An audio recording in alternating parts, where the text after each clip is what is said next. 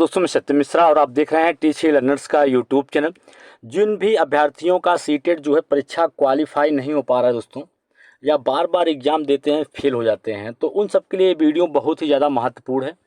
और फिर अगर एक बार आप वीडियो देख लेते हैं तो फिर आपको पास होने से कोई रोक नहीं पाएगा। तो इसलिए मैं कह रहा हूँ दोस्तों कि कुछ इसमें जानकारी आपके पास आपके लिए है, जिसको अगर आप फॉलो करते हैं तो फिर आप जो है आसानी से सीटेट की परीक्षा जो है उसको क्वालिफाई कर जाएंगे। तो बता दें आप सभी को कि जो सबसे पहला पॉइंट है, आपको सीटेट जो आपका जुलाई एग्ज़ाम होने वाला है, अभी आपके पास समय है दोस्तों।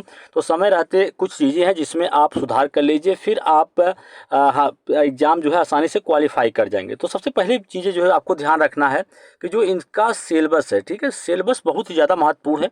अगर आप सिलेबस के अकॉर्डिंग पढ़ेंगे तभी आप इस एग्ज़ाम को क्वालिफाई कर पाएंगे। बात है दोस्तों, अगर हम बात करें किसी भी एग्ज़ाम की, तो अगर आप सिलेबस के अकॉर्डिंग नहीं पढ़ते हैं तो फिर आप दोस्तों कभी भी उस एग्ज़ाम को क्वालिफाई नहीं कर पाएंगे। तो वही चीज़ें आपके सीटेट में भी है। सीटेट का एग्ज़ाम देने लोग चले तो जाते हैं, लेकिन उनको कंप्लीट सिलेबस नहीं पता होता है, और सिलेबस ना पता होने के कारण उनको क्या क्या पढ़ना है, कौन कौन से टॉपिक टच करना है, ये तक भी नहीं जानकारी होती है दोस्तों उनको। तो इस कारण से वे एग्ज़ाम को क्वालिफाई नहीं कर पाते हैं। और जाहिर सी बात है, अगर आपको कंप्लीट सिलेबस नहीं पता रहेगा तो फिर कोई बंदा हो एग्ज़ाम को क्वालिफाई नहीं कर पाएगा, किसी भी एग्ज़ाम को। तो सबसे पहले चीज़ें हैं, आपको जो आपका सिलेबस है वो कंप्लीट तरीके से आपको पढ़ना है, ताकि आपको जानकारी हो जाए कि किस किस टॉपिक से कहाँ कहाँ से प्रश्न जो है वो पूछा जाता है। तो सिलेबस पे आपको बिल्कुल ध्यान देना है।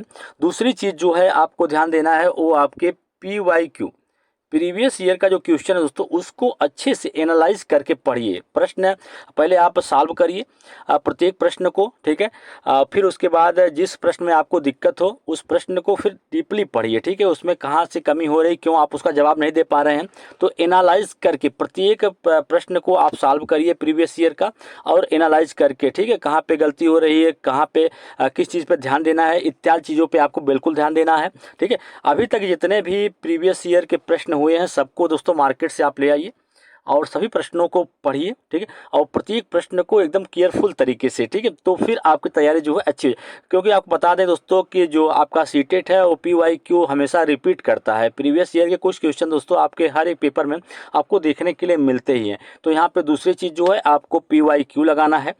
और तीसरी जो सबसे महत्वपूर्ण बात है दोस्तों वो ये है कि टाइम मैनेजमेंट, टाइम मैनेजमेंट पे भी आपको बिल्कुल ध्यान देना है।